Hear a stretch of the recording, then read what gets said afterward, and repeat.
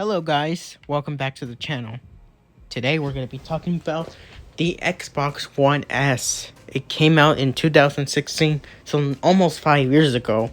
Now the design on the Xbox One S is pretty much the same as the Xbox One console that came out a few years before this console came out, and also the Xbox One X a few years later, probably a year later after this console came out. But anyways, this console is pretty much different from the Xbox One and also the Series X that I did in my other video.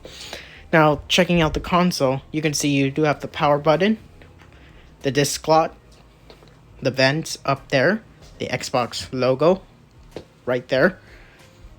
On the other side, you do have vents on the left hand side. And checking around on the back, you do have the Ethernet port, this in-out port, I don't know what it does, 2 USB ports, 2 HDMI ports, and the power port, so that allows you to turn on the console. So that's how you connect the console with the power port right there.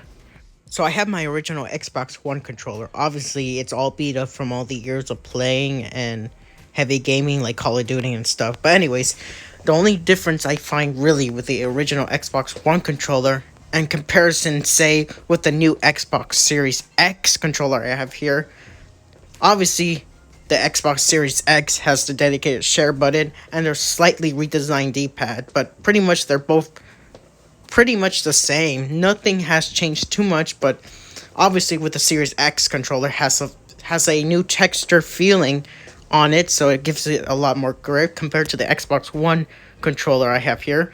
This one has micro USB on the original Xbox One controller, while the Xbox Series X controller has the USB Type-C port. So pretty much nothing has changed too much with the Xbox lineup.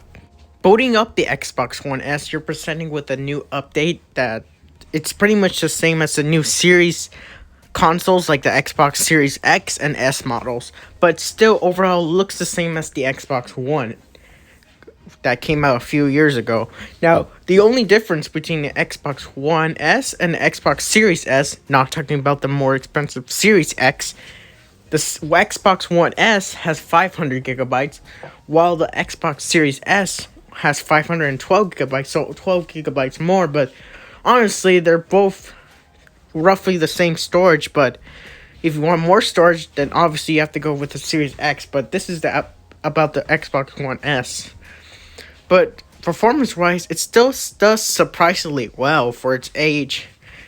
Being 4 years old, it still performs pretty well. Well, there is occasional stuttering, but overall not too bad with the Xbox One S. I didn't have too much issues with Xbox One S.